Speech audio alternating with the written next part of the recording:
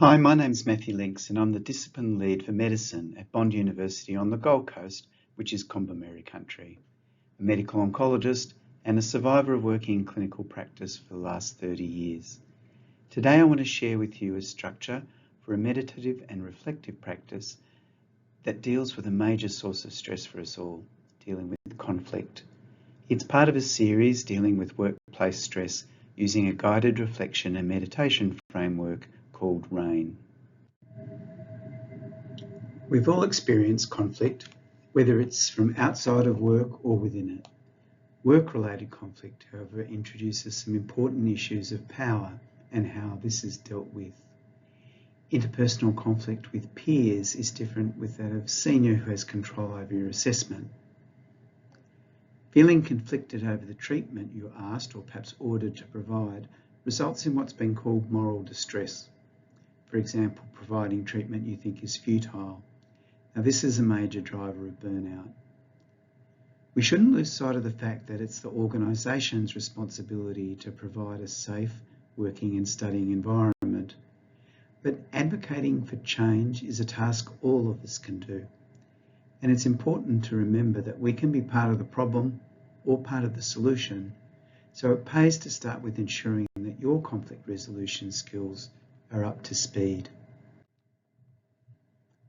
The framework we will use again is RAIN: recognition, acceptance, investigation, and nurturing. And after the RAIN, you should have a little set of mantras you can use in a mini practice that you can do for 30 seconds, etc. during the day if your distress returns. You should also leave with a clear intent about what you want to do as you go out into practice to look after yourself. As we progress through the video, you'll be asked to remember a statement that is your statement for each of these elements. You may want to write them down. Feel free to pause and think as necessary. And once you get the hang of it, you can do this yourself without the video anytime you like. So let's start. Takes 3 deep breaths. Put the world beside you and focus our attention on reflection.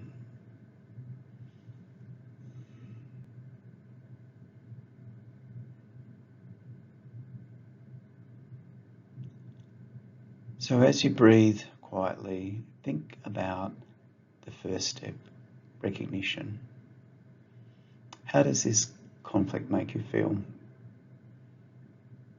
Are you angry, anxious, fearful, or confused?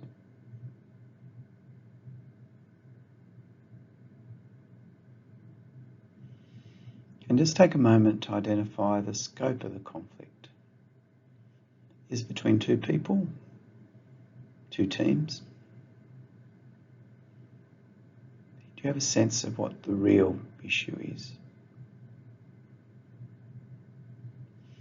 Not just the precipitating event, but the real issue that conflict is arising about.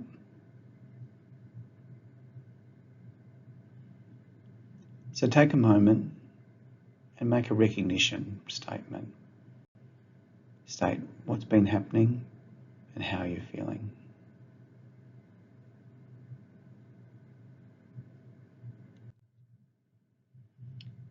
Now, however you're feeling, just allow that that's okay. Be kind to yourself. Acceptance doesn't mean you don't want things to change, but it just means you're being kind to yourself. So if you're feeling sad, anxious, frightened, etc., that's okay. Sometimes we experience a second injury because we beat ourselves up about how we're feeling. Just allow the way you're feeling to be. And you can write this down as an allow statement.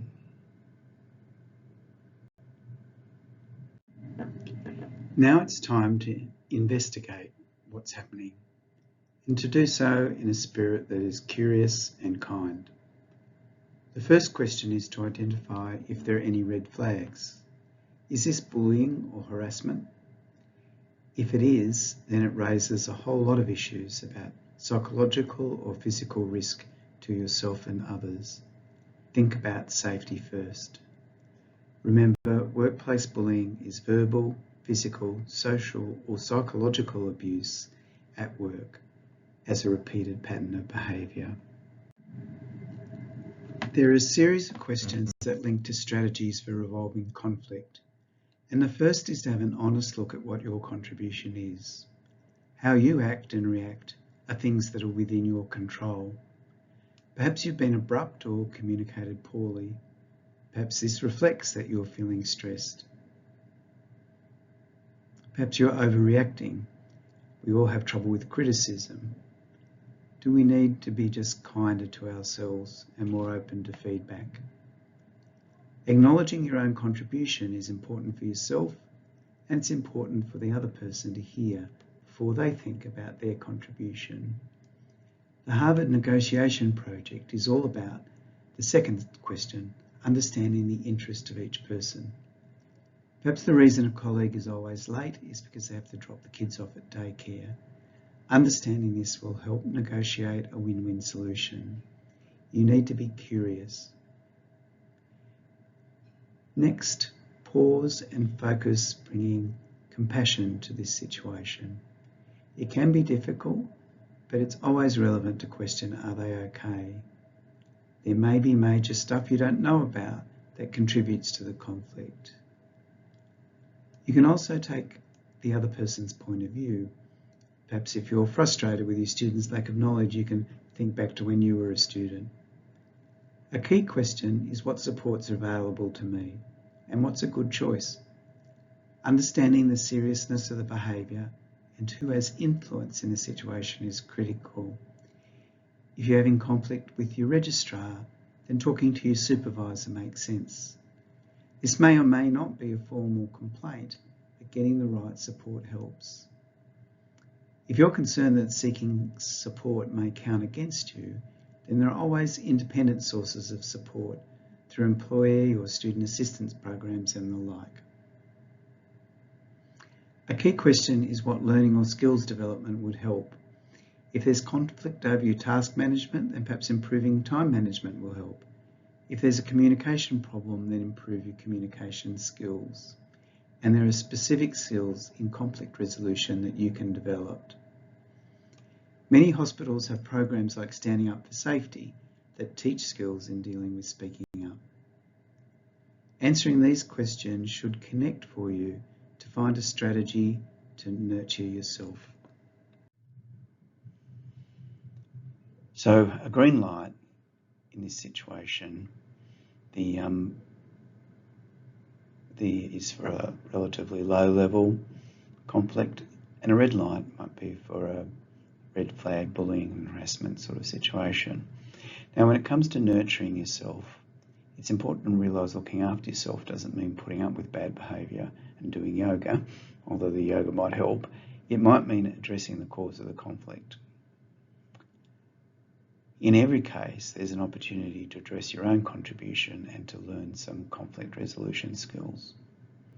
So strategy for a green light, low level conflict might be focused on reframing with compassion and acceptance. A red light would require seeking support and advice about escalation of the problem. Now, many conflicts will fall in the middle, where strategies that are helpful are seeking guidance, minimising the harm, and trying to negotiate a better outcome. So here's some examples where you can see how this might work with a colleague, Blake. You might have a low-level conflict with Blake and see signs they're struggling. You check in on them, make an effort to help. You might also ask why their leaving work to you makes you so upset. Perhaps this has happened to you in the past or it's happening to you at home. Try and understand your own reaction. But if the conflict is more significant and you think you might need to have a talk to Blake, then set a goal, and the goal might be to stop them leaving work to you. Now, perhaps seeking advice from a senior colleague like a registrar might have some ideas about how to negotiate this conversation with Blake. Or perhaps this behaviour is a series of microaggressions that are discriminatory and other people have called them out, but there's no improvement. And this sounds like bullying, and escalation would be appropriate. You might try and understand if this is a broader problem, and if so, go as a group for support. Understanding the support to you available is critical. And if you're concerned about how to raise this, how to discuss this, who to discuss it with, seek advice. Escalating from a perspective of concern for the impact on Blake and other colleagues and the team is a good place to start. Now you can put together your RAIN statement and what you intend to do to address this conflict. Make sure you seek help and advice. And for bond students, there's access to our own program psychologists as well as an external assistance program. And this is listed on the SASQ page. But wherever you are, find out what assistance is available for you. So now we're going to recap with your RAINY statement. It might go something like, I recognise, I accept, I understand, and I set an intention to look after myself by doing this. You can keep this statement handy and remind yourself, repeat it each morning or when conflict arises, whatever works for you. So I hope you found this meditation helpful and that you can develop a practice of dealing with conflict. If you want to know more about RAIN, check out the Tara Brach website. If you want to know more about specific challenges, check out the other talks in this series. And if you think you might need to get further help, reach out and discuss. Take care, good luck, and keep working on those conflict resolution skills.